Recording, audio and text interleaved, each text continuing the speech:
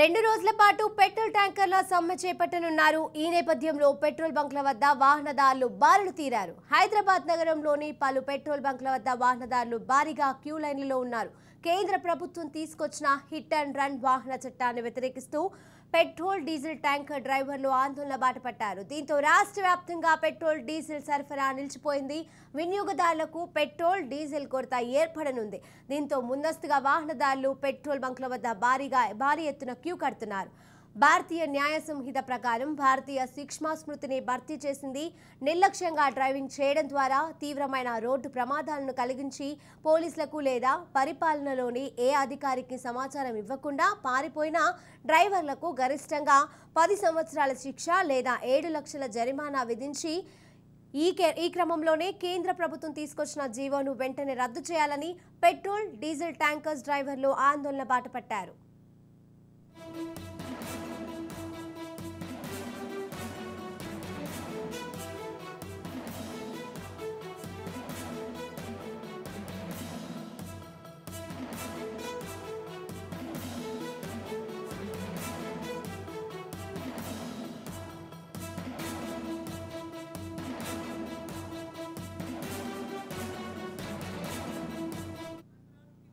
రెండు రోజుల పాటు పెట్రోల్ ట్యాంకర్ల సమ్మె చేపట్టనున్నారు. అయితే ఈ నేపథ్యంలో పెట్రోల్ బంక్ల వద్ద వాహనదారులు బారులు తీరారు.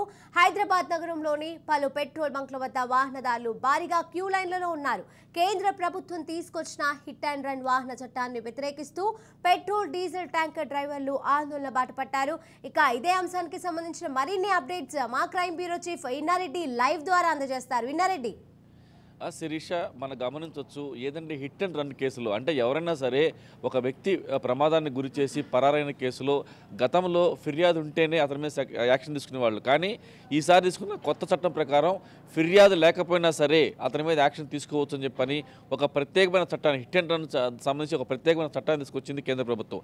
అయితే ఈ చట్టాన్ని ఉపసంహరించుకోవాలంటూ కూడా మహారాష్ట్ర, ఉత్తరప్రదేశ్ లాంటి ప్రాంతాల్లో ఎవరైతే డ్రైవర్స్ ఎవరైతే ఉన్నారో ట్యాంకర్ డ్రైవర్స్ ఎవరుతున్నారో వాళ్ళందరూ కూడా భారీ ఎత్తున తమ నిరసన తెలియజేస్తూ రోడ్ల మీద బైఠాయించారు. తర్వాత గత 2 రోజులుగా ఎలాంటి పెట్రోల్ సప్లై లేకుండా పోయింది మన హైదరాబాద్ కావచ్చు, తెలంగాణ రాష్ట్ర ప్రాంతాల్లో. సో మొత్తంగా గమనిస్తే ఆ పెట్రోల్ అనేది ఎక్కడా లేకపోవడంతో చివరకు భారీ ఎత్తున చాలామంది కూడా బారులు తీరారు పెట్రోల్ బంకుల దగ్గర. ఇదే కాకుండా కొన్ని ప్రాంతాల్లో కూడా చాలా స్పష్టంగా అది నో స్టాక్ బోర్డు కూడా పెడుతున్న పరిస్థితి.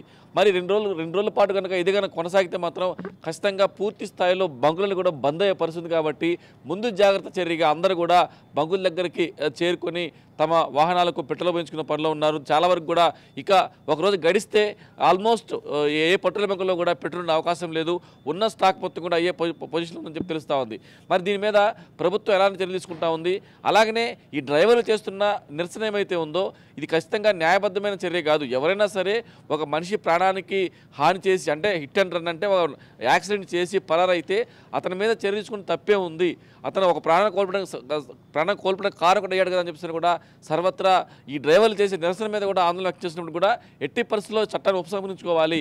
దీంట్లో ఒకటే ఒక లీడ్ ఉంది ప్రధానంగా చూస్తే, అంటే ఎవరైనా సరే యాక్సిడెంట్ చేస్తే ఎవరైనా ఫిర్యాదు చేస్తేనే కంప్లైంట్ అవుతుంది. కానీ ఈ చట్ట ప్రకారం ఎవరు ఫిర్యాదు చేయకపోయినా కూడా ఎవరైతే అక్కడ చనిపోయారు కాబట్టి దానికి సంబంధించిన ఆ వాహనాన్ని గుర్తించి వాహన డ్రైవర్ని గుర్తించి అతని మీద చర్యలు తీసుకోవచ్చు. సో ఈ చట్టం అనేది తీసేయాలి అని చెప్పేసి జరుగుతున్న ఆందోళన సరైనది కాదని చెప్పేసి ఒక పక్కన సర్వత్రా ఆందోళన వ్యక్తమవుతున్నా కానీ వాళ్ళు ససేమిరా ఈ చట్టం ఉపసంహరించే వరకు కూడా కేంద్రం ఉపసంహరించే వరకు కూడా ఎట్టి పరిస్థితుల్లో మన నిరసన ఆపమని చెప్పేసి కూడా డ్రైవర్లు ఆందోళన చేస్తున్న వ్యక్తి. మరి డ్రైవర్ల ఆందోళనను ఆపడానికి కేంద్ర ప్రభుత్వం ఎలాంటి చర్యలు తీసుకుంటూ ఉంటుంది? మరి ఏమైతే ఆయిల్ కంపెనీస్ ఏమైతే ఉన్నాయో మరి ఆయిల్ కంపెనీస్ స్పందించాల్సిన అవసరం ఉంది. డ్రైవర్లు నిరసన వ్యక్తం చేస్తూ ఉన్నారు. దాదాపుగా పెట్రోల్ బంకులను కూడా ఖాళీ అయ్యే పరిస్థితుంది. మరి ఆయిల్ కంపెనీలు కూడా కల్పించుకొని దీనికి ప్రజలకు ఇబ్బంది కాకుండా చూడాల్సిన బాధ్యత వాళ్ళపై ఉంది. Sujatha, right, thank you Inna Reddy.